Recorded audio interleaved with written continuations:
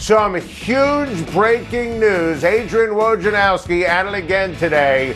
Rick Carlisle informed the Dallas Mavericks he's out. Won't be returning as the Mavericks head coach. Wow. Rick Carlisle was excellent in Dallas. He was like part of the furniture in Big D. There forever, won a championship, did an excellent job, so well respected, tremendous with regards to X's and O's. And listen, he's going to coach again. And if you read his statement, it makes it sound like he's going to coach this year.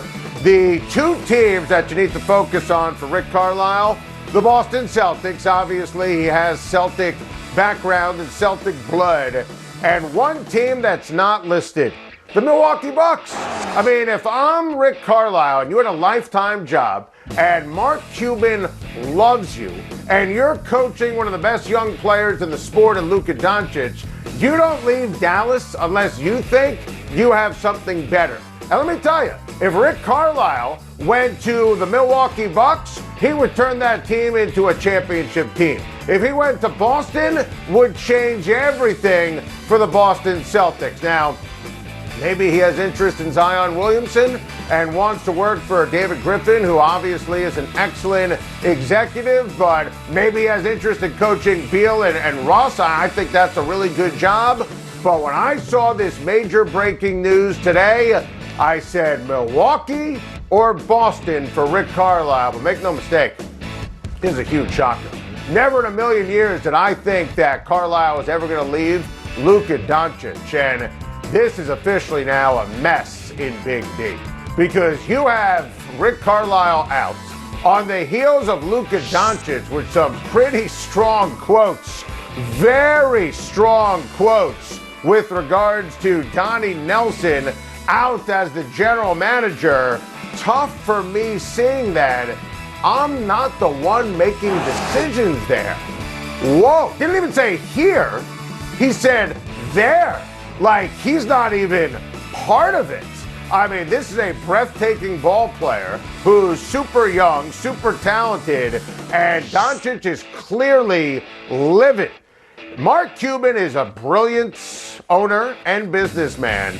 He needs to make sure that Luka Doncic is happy, because you're watching Trae Young do incredible things, and he's a game away from the conference finals, and everyone remembers the Doncic for Trae Young trade, and people were laughing. And make no mistake, Doncic is a better player than Trae Young. Trae Young's a star, Doncic is better, but Trae Young keeps winning, and they've got a great coach, a great talent around them.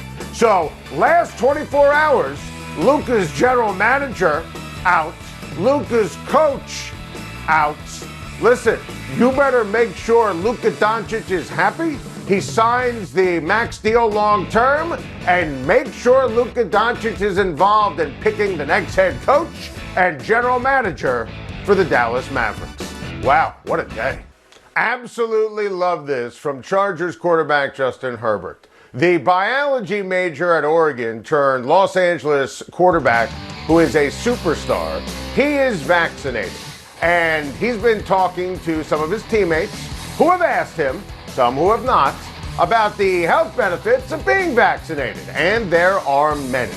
But there are also return to work and availability reasons to be vaccinated. The NFL and the NFLPA released a joint statement on the COVID-19 protocols for this year.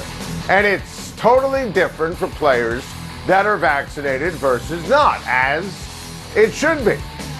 If you're vaccinated, you can leave the hotel on the road for dinner. You don't need a mask. You don't have to quarantine. If you're around someone who gets COVID, you can attend marketing events, make more money. You can eat meals with teammates, use the sauna, work out in the workout room.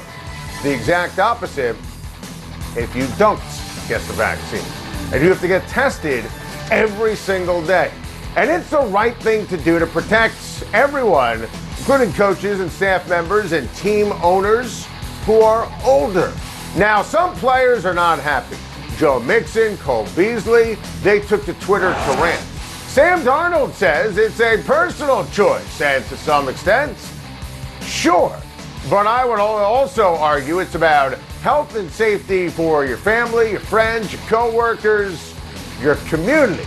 And in this context, teammates. It's about availability. It's about playing versus missing games. This was a hot topic yesterday with Chris Paul, who reportedly is vaccinated, and that's great. This was a hot topic for John Rahm a few weeks ago, and he wasn't. And he has since expressed regret. Players are being asked if they're vaccinated. They don't have to answer, but in the NFL, we're going to all see it based upon mask wearing and the aforementioned protocols and differences. And if they miss time because they weren't vaccinated, that personal choice is going to cost them, like Rahm. But unlike golf, it's going to have a major impact on teammates and fans. Hey, what an epic throwback looking back at this Bucks team that for the last few years, including this year, has had such high hopes, major expectations, and there's a pattern here. They come up short time after time after time. Giannis Antetokounmpo, Mike Budenholzer, and the Milwaukee Bucks, they just don't have that championship mentality. They are tissue paper soft. Up 2-0 against Toronto, blew it. Didn't even post against Miami when they should have been able to win the Eastern Conference. We said that was going to be the case. And my goodness, they have just been awful in this series against Brooklyn. I mean, Game 3, Game 4, when they won, that was about Brooklyn and Joe Harris in Game 3, inability to make shots. And Game 4 was about Kyrie Irving getting hurt. Mike Budenholzer is akin to a sock puppet as a head coach. Is he alive? Is this a Weekend at Bernie's situation? I fully anticipate that the Brooklyn Nets will eliminate Mike Budenholzer and Milwaukee tonight, and this will be the final game that Coach Bud ever coaches in Milwaukee. And I expect Kevin Durant to once again be Superman. I expect him to dominate. Look, it's impossible to expect anything from James Harden, who is going to play, but he's on one leg. Look, maybe it's not Durant's pumping in the high 40s. Instead, it's Kevin Durant scoring 30 to 35. But I don't think it's too much for me to ask Joe Harris to make some shots. I've been stunned how awful he's been. Look, Durant's going to score 35 points tonight. He's going to have 10 rebounds. James Harden, who the hell knows? Let's be honest. No one knows. By the way, if you see the assists and the rebounds right there, I give Harden credit. He was obviously dreadful. You see the donut, 0 for 8 from 3. Obviously, he was not vintage James Harden in game number 5, but he was able to contribute in other ways. I can't wait for the game tonight. It's going to be great. And I expect the Brooklyn Nets, behind the best player in the game, Kevin Durant, to win and eliminate the Milwaukee Bucks.